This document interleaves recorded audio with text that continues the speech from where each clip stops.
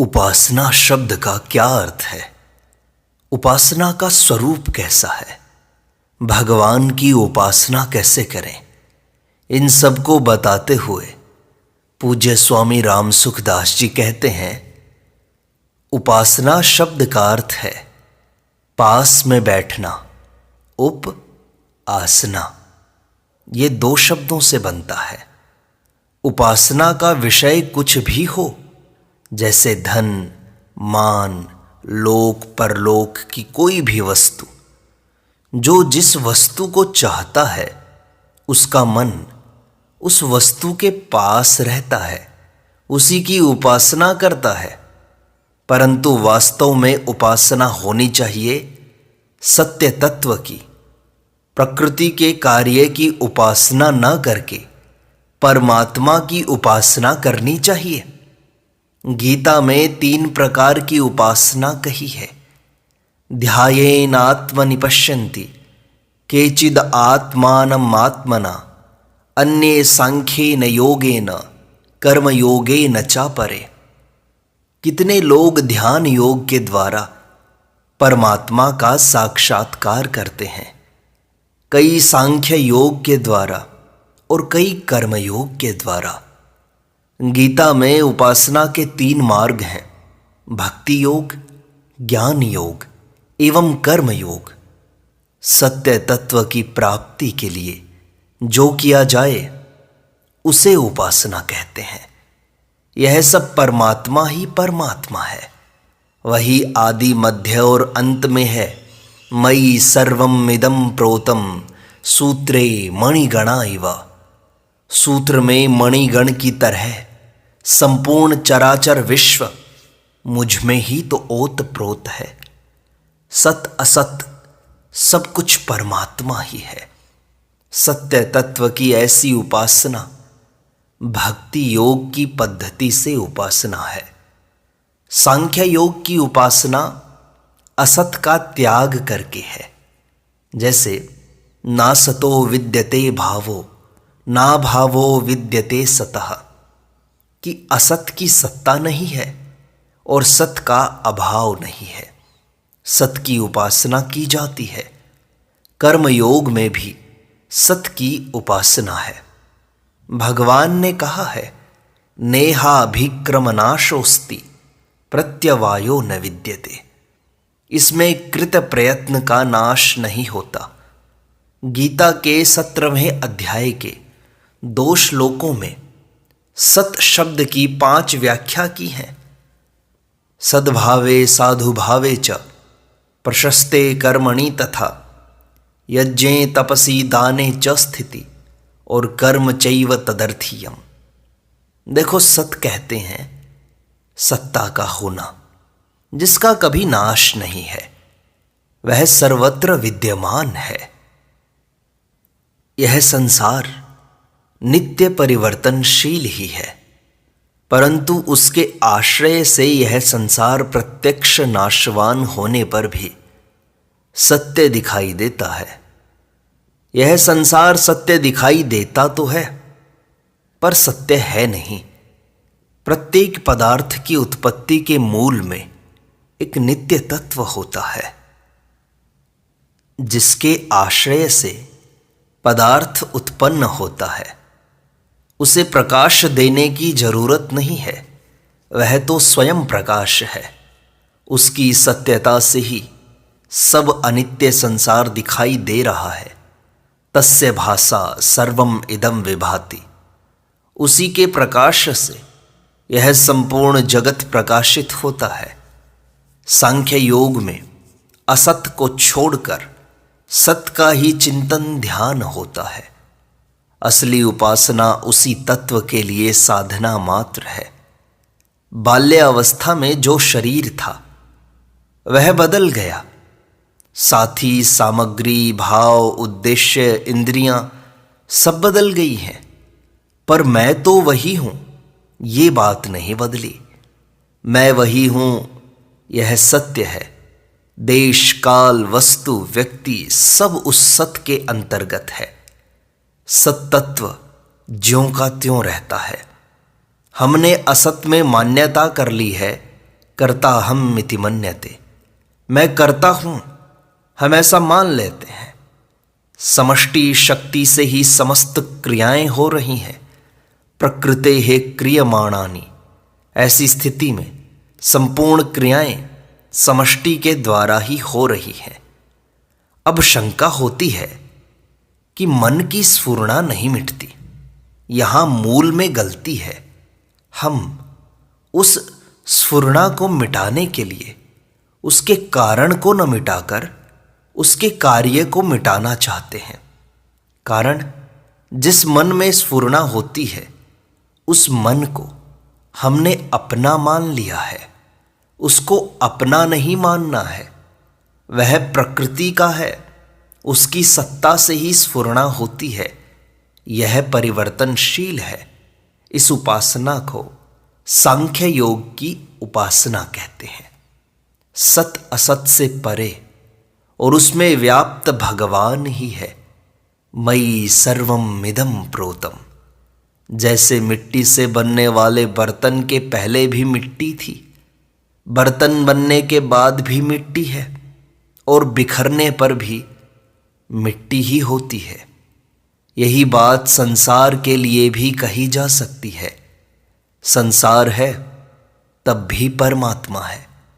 संसार के होने से पहले भी परमात्मा था एवं संसार के बिखरने पर भी परमात्मा ही तो है। जैसे घड़े का ढक्कन, उसकी आकृति, रंग, सभी चीजें होने से उसका उपभोग भी होता है, ऐसे ही नाम रूपमय यह संसार भी उपयोगी तो है। इसे परमात्मा ने ही तो बनाया है। यह परमात्मा ही तो है। दूसरी वस्तु आई कहाँ से? उससे उत्पन्न, उसी में लीन यह संसार परमात्मा ही है।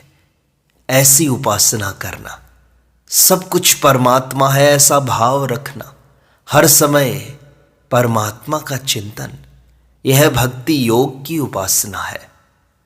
निष्काम भाव है।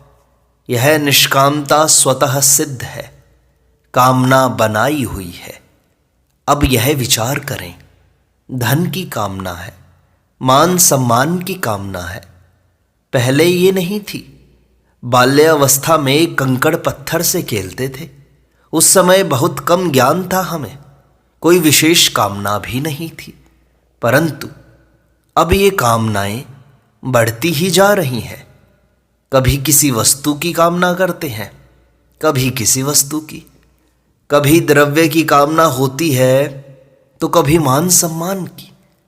अतः मानना पड़ेगा कि कामनाएं पैदा होती हैं और फिर मिट भी तो जाती हैं, निरंतर नहीं रहती।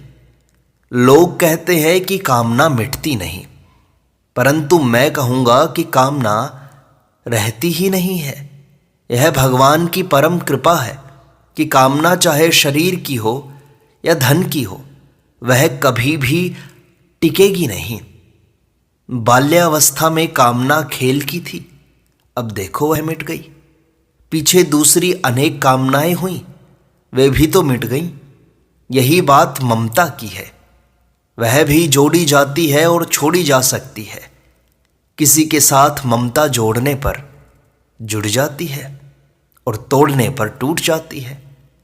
बहनों का जन्म एक परिवार में होता है, परस्पर में कितना ममत्व होता है, किंतु विवाह होने पर पति के परिवार वालों से संबंध जुड़ जाता है। तब पुराने परिवार वालों से उतनी ममता नहीं रहती। सहोदर भाई के गोद चले जाने पर उसके साथ वह ममता नहीं रहती जो उसके साथ पहले थी। अधिक क्या, अपने शरीर की ओर देखें। बाल्यावस्था में जब हम बच्चे थे तो हमारी माता गोद में रखती, दूध पिलाती, उसकी कितनी अधिक ममता थी। अब हम जवान हैं, तब वैसी ही ममता आज भी मां की है क्या? और जब हम वृद्ध हो जाएंगे तब और भी कम हो जाएगी। इससे सिद्ध है कि ममता जिन सांसारिक वस्तुओं से करेंगे वे वस्तुएं ही नहीं रहेंगी। पर ममता करने पर जो लाभ पाप आदि होंगे वे रह जाएंगे। व्यापार में जिस तरह चीजें आती जाती हैं और बिक जाती हैं, पर केवल हानि लाभ हमारे पास रहता है, वैसे ही ममता करने से केवल पाप ताप ही हाथ लगता है। मुनाफा में शोक चिंता रहेगी। जवान लड़का मर जाता है, वह लड़का न पहले था न अब है, फिर चिंता क्यों करते हो?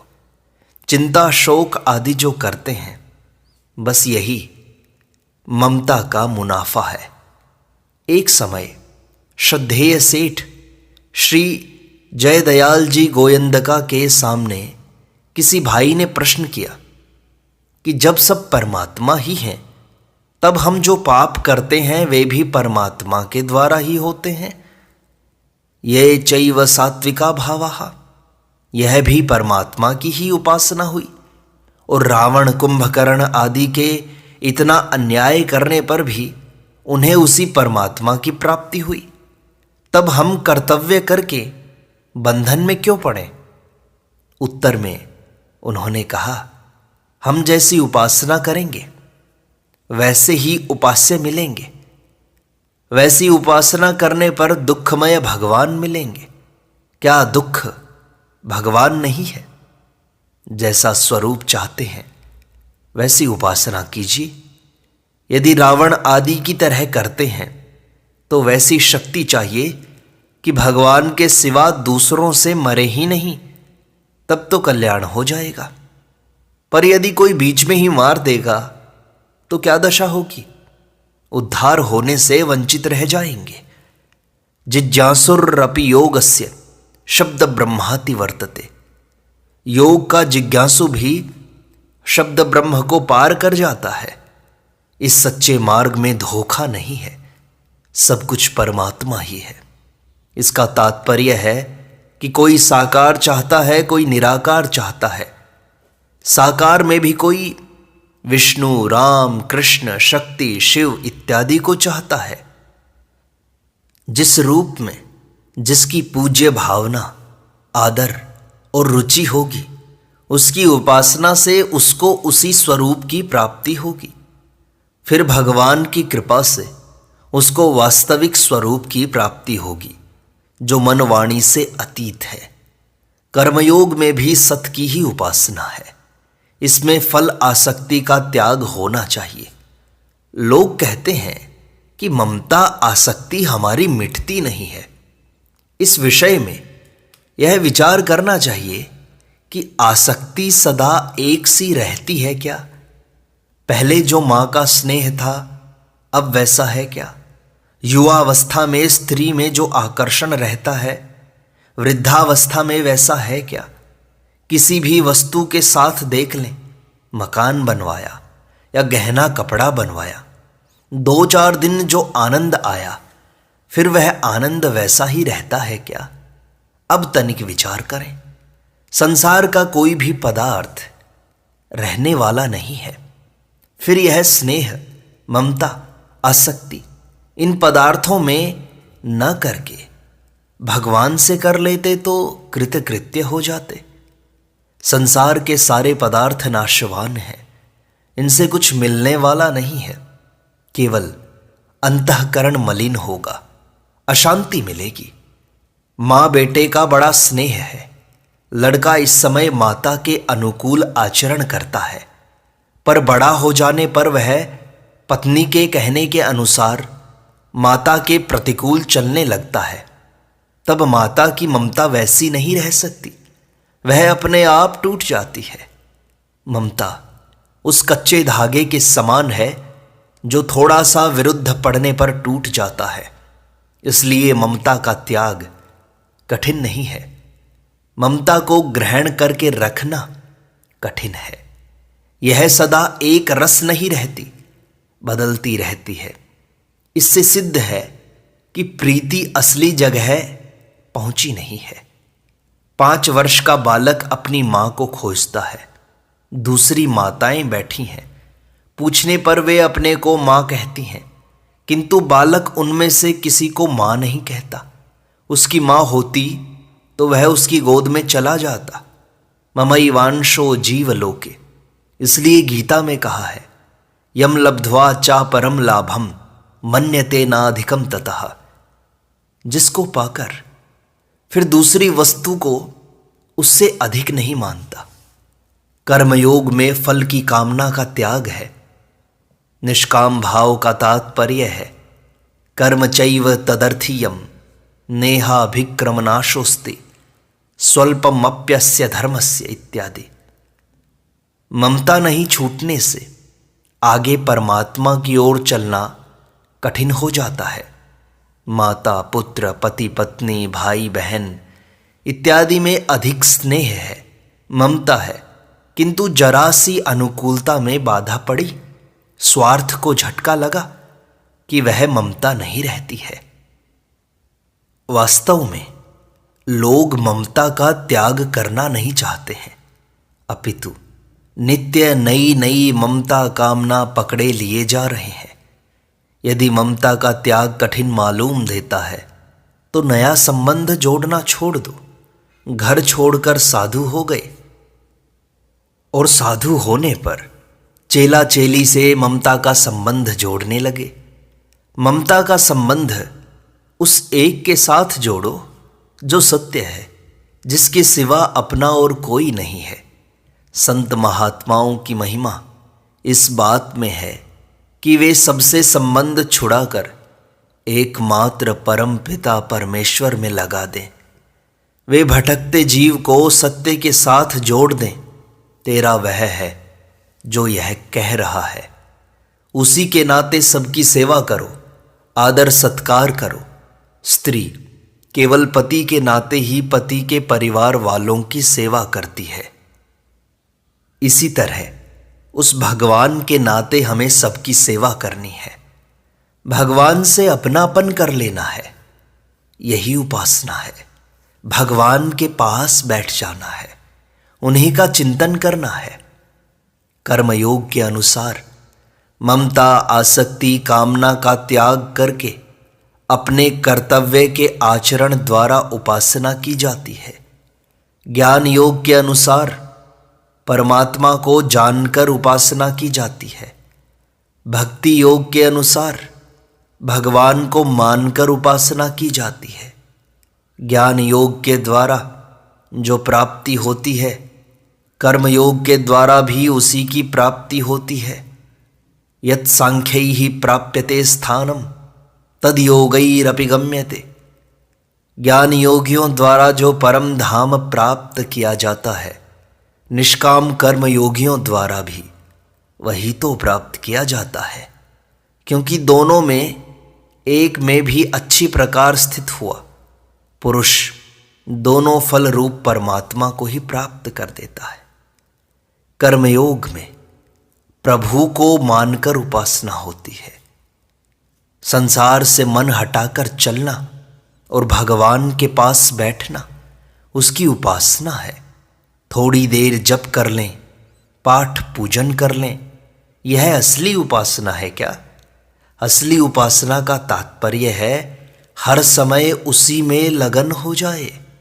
जैसे परिवार में हर समय मन लगा रहता है, वैसे ही हर समय चलते फिरते परमात्मा में लगन होनी चाहिए। यही सच्ची उपासना है। इसकी सिद्धि अवश्य होती है। यह मनुष्य शरीर इसीलिए मिला है। संसार के लिए मिला होता तो संसार की सिद्धि हो जाती, किंतु सिद्धि नहीं हुई। अतः परमात्मा की प्राप्ति के लिए ही मनुष्य शरीर है, उसी की उपासना करनी चाहिए। उपासना का प्रभाव छिपाए छिप नहीं सकता। किसी ने कहा है, भजन करे पाताल में प्रकट होए आकाश, दाबी दूबी नहीं देबे कस्तूरी की वास। जिसने परमात्मा की ओर चलना आरंभ कर दिया अथवा जिसने परमात्मा को प्राप्त कर लिया, उसका आचरण बदल जाता है। उसके शरीर में बल बुद्धि में अंतर आ जाता है। उसके प्रभाव से वायुमंडल वैसा ही बन जाता है। प्रकृति स्वयं को सफल मानती है। संसार की चीजें उसके काम में आ जाएं तो अपने को सफल मानती हैं। इसलिए उपासना का अर्थ है हर समय भगवान का चिंतन, भगवान की शरणागति। और जब हम उपासना करेंगे तब उस नित्य मुक्त तत्व की हमें प्राप्ति हो जाएगी। नारायण नारायण नारायण।